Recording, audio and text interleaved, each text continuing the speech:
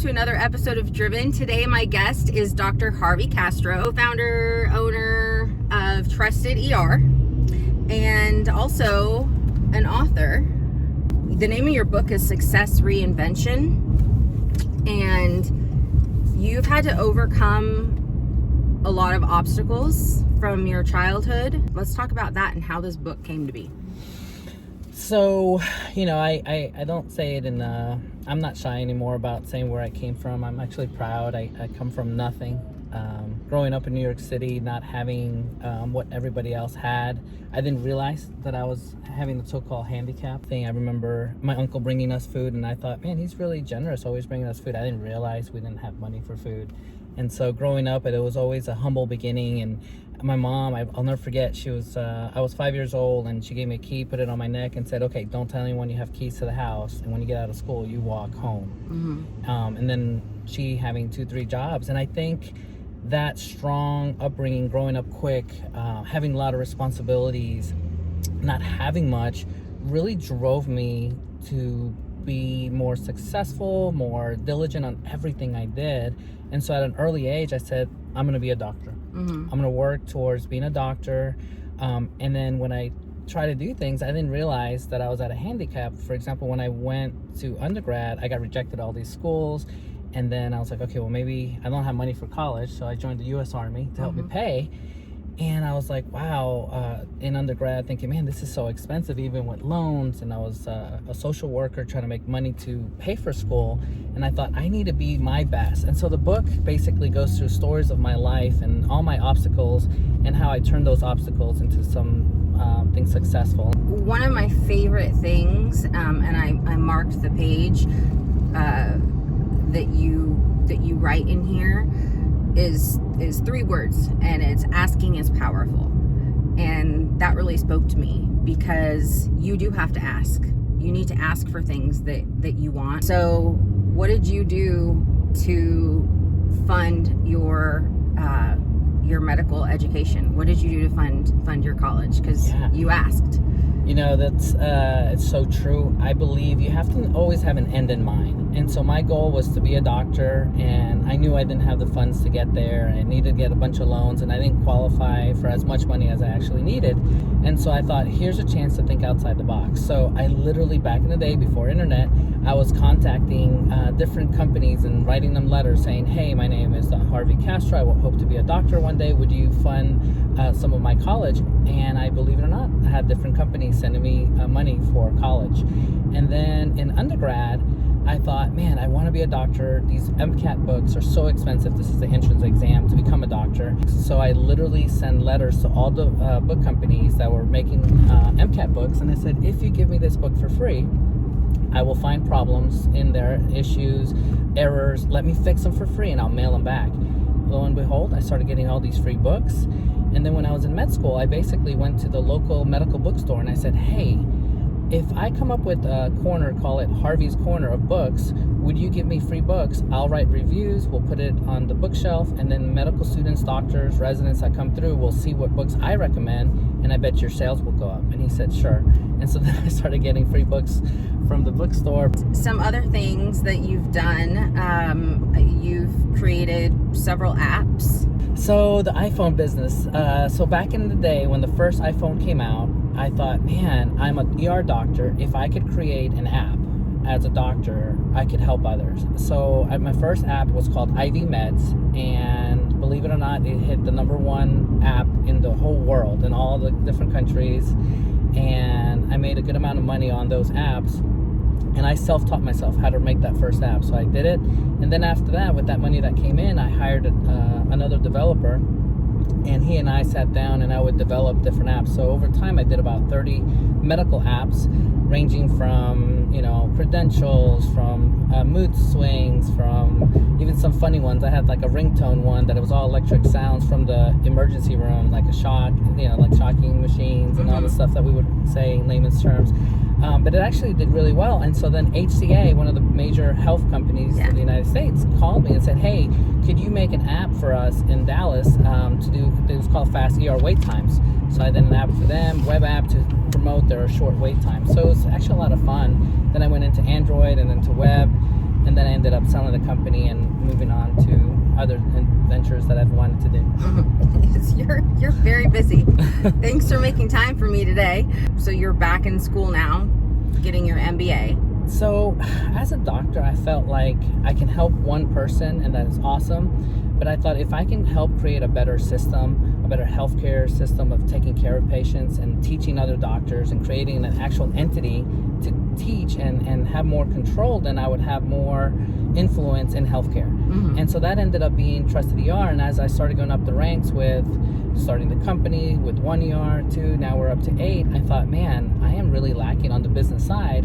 What I call street smarts, I have the street smarts. A lot of things make sense to me, but I thought I really need the education. And I also felt like I needed the credentials so that when I would meet with bankers and other associates, they would look at me and say, well, Dr. Castro, that's great. But then if I had an MBA, I felt like it gave me a little bit more influence in the healthcare world so I could talk to other doctors, and then also in the business. And then my best analogy, I felt like if I could combine medicine and business and then think outside the box and create something new, now it's something powerful. Now it's something different. And so that's what I'm doing.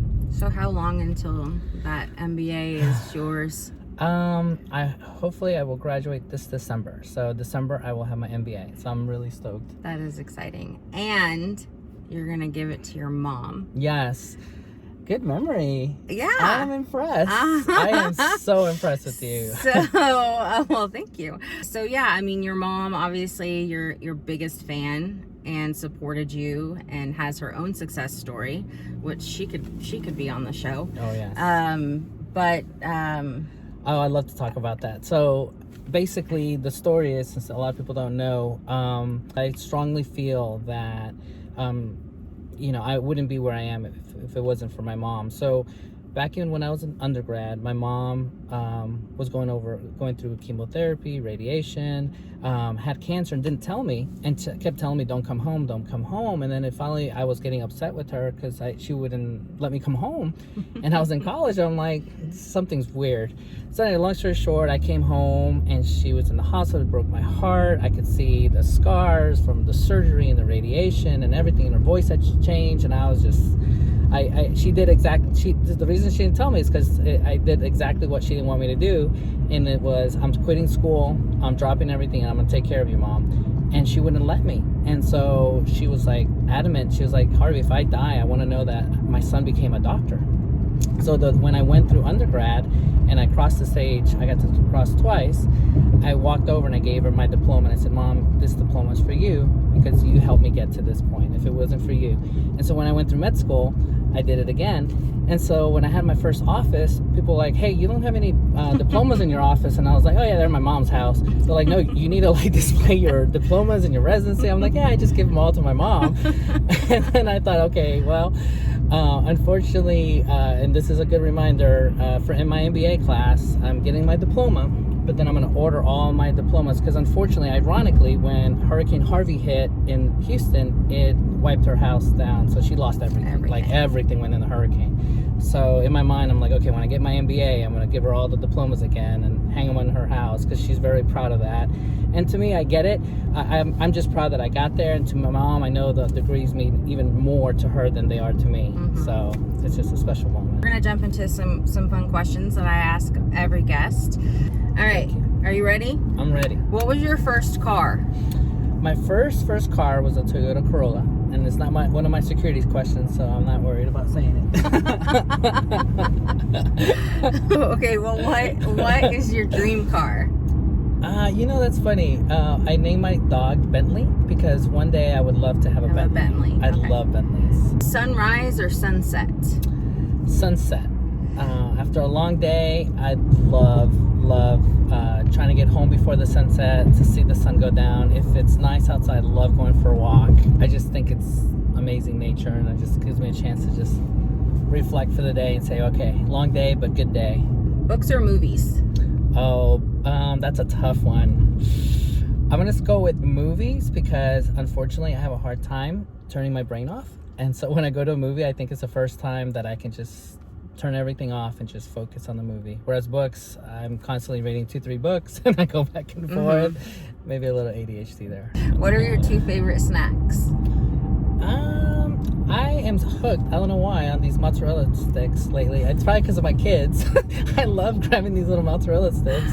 And then I found these. Do you dip it in anything? No, ranch or marinara sauce? No, don't give me ideas. Actually, that's a good idea. But no, I just, because they're easy to get. And my kids love them. So I always have these sticks in the house. They are good. Oh, and then, you know what? This is my background as a child.